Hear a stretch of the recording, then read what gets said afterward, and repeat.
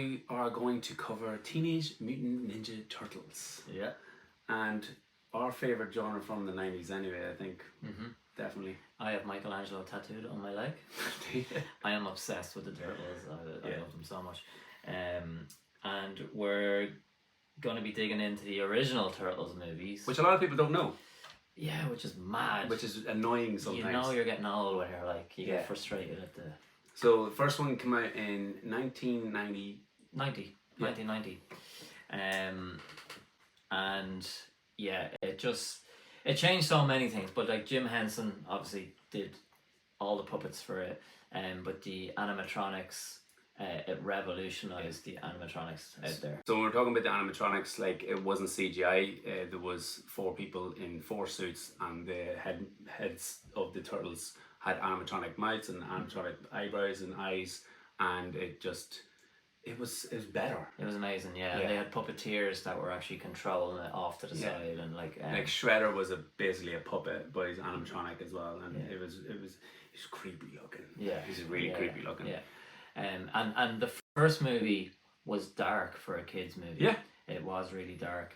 And we'll talk about it in a minute, but that's why they changed for the second movie, that it's not as dark. But that scene when Splinter goes missing and Raphael has that scream in it, that was even as a kid, that was really powerful, you know.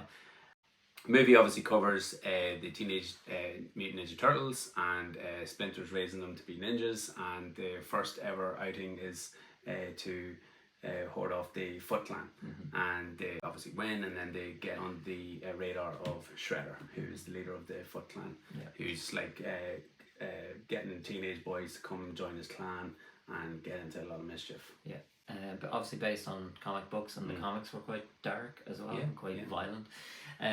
Favorite turtle? Michelangelo. Second would be Leonardo. Oh, so for me, Michelangelo and then Raphael, because he was like a badass. Yeah. And who played Donatello in the movie? I don't know. Corey Feldman. No way. Yeah.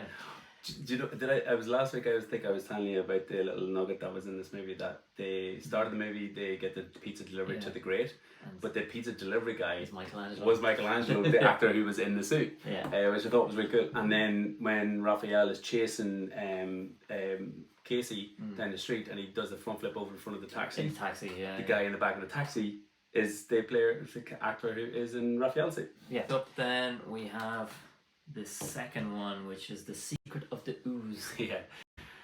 Which gave them their progressive growth and their intelligence, and then made them into giant turtles, which is where they used the TGRI was the company, which was dumping this ooze into a landfill close to their laboratory, and they were trying to cover it up, but one vial fell into the sewers and gave them.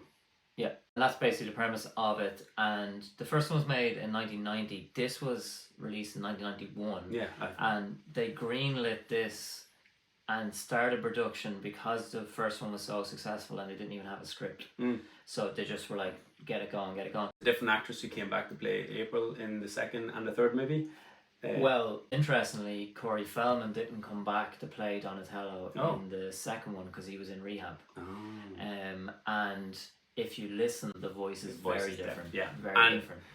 I actually watched these like today and yesterday. But he comes back for the third one. He does come back for the third one. They noticed that. But the message for the second one was that it needed to be more family friendly. So if you watch it again, they actually took away the turtles' weapons.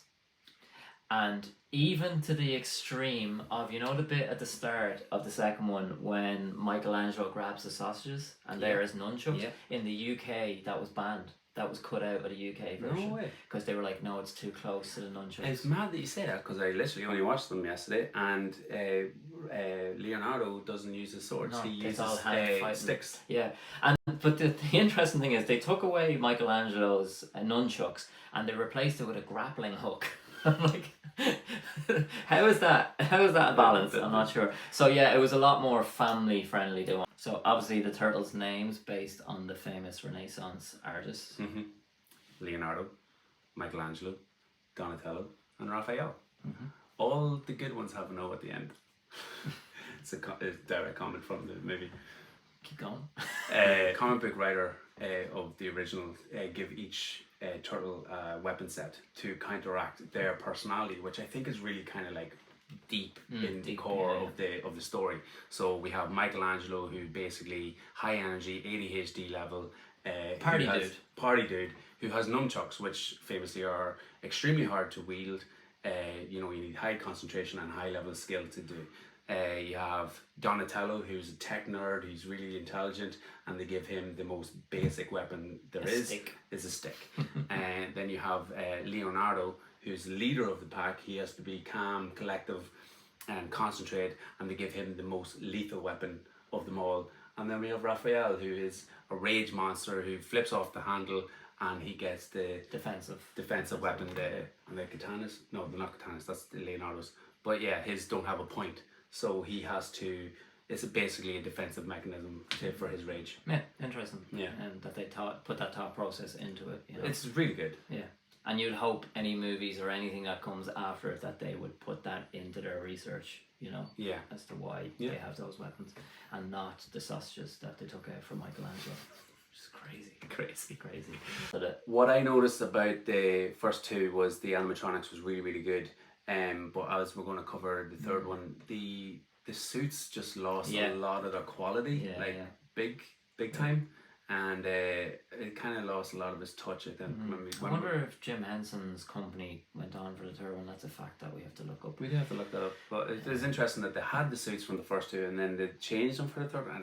But it was 1993 then the third one came out, which is where they go back in time. Yeah. To the day of samurai. Yeah. And this, I remember one of my birthday parties, it was just out, and we got it on video for my birthday party. That's really That's a good birthday. Yeah, that's a good birthday. So they find this device in a thrift shop, or April finds it and she gives it to Splinter, and April's holding it, and then all of a sudden she swaps places with a samurai in 1603, because I watched it this morning. And then they have to figure out how to go retrieve April back from the past. And then they go back, and there's this whole lore about these 4 demons that save the local village. Yeah. I mean, for me, even as a kid, it didn't hold up to the other two. It was the suits that really let it down, I felt. And now, across all 3, what I found was the most spectacular thing was the martial arts that the 4 lads were able to do while wearing full suits and animatronic helmets, basically. And they were still able to do backflips, roundhouse kicks. I mean, proper full-on martial arts. It was very impressive. Yeah. And just the franchise of it, as in the marketing and the toys, like the phenomenon of that was everybody huge. had Teenage Mutant Ninja Turtle toy. Yeah. Everybody. I had a Michelangelo suit, which I had. My mum has a video of me in my school Christmas play. For some reason, I was a Teenage Mutant Ninja Turtle. Do you still have it? The video or the suit? No, I don't have the suit. I have the video. Wearing the suit. But yeah, it was a big cultural, phenomenon. And then obviously the cartoon then, followed suit. And again, with the censors, they changed it in the UK and Ireland to Teenage Mutant Hero Turtles, because Ninja was too violent. Yeah. Do you know in the cartoon there's one episode that takes place in Dublin? In Dublin, yeah. I literally was watching the scene from it. They go to the zoo. It's random. Yeah. It's so random. Well, it's not as random as you think, though, because Fred Wolf, he is Irish. But it was based on... Yeah, okay, I get that. But it was based about the IRA and all... I was like, what? Yeah, what's going on there? Yeah, so that was the link, though, but the animation was actually done in Ireland. Oh, so that's cool. why they did a Dublin episode.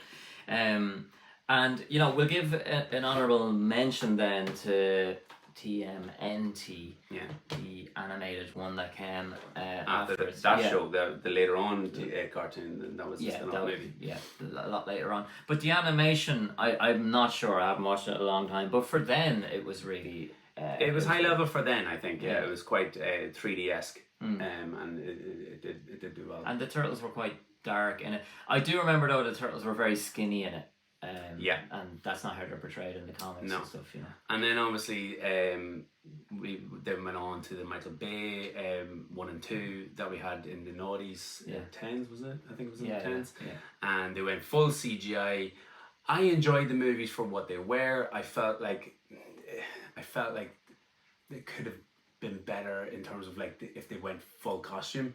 I think it could have been. I definitely think they didn't get Shredder right until the second one. Yeah. Shredder was totally different than what we know of Shredder. Like the original trilogy, Shredder was scary. Yeah, he used to terrify me as a kid. And remember in the third one, which we forgot to mention, has Vanilla Ice. Oh, Vanilla Ice. Well, which one did you say? It's not the third one.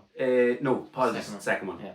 I mean that and it turned into a whole music video, and you know, I had it on tape. Yeah. You know, so. And we were talking about it the other day, and we were thinking about the second one and the bad guys, and it wasn't Bebop and Rocksteady. No. It was a snapping turtle. Yeah. And a wolf. Yeah.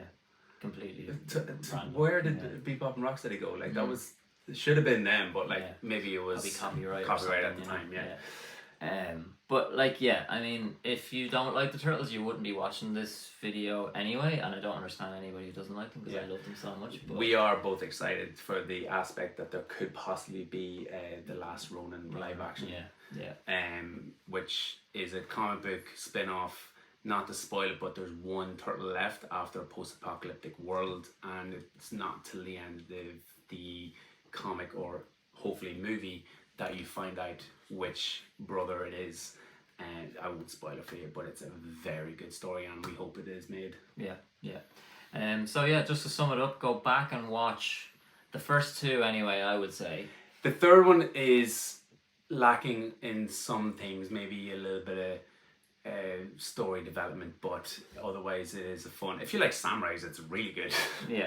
Because I said to you the other day, you were like, the third one. I was like, I was never mad about it. And you're like, wow, it was great. I loved it because no, I'm not changing. It's like it was when I was at the peak age for Teenage Mutant Ninja Turtles that came out, because I was 5. But I was even clever enough back then to know that it wasn't as good as the other two. Genius. Anyway, go watch the first two. Don't mind him.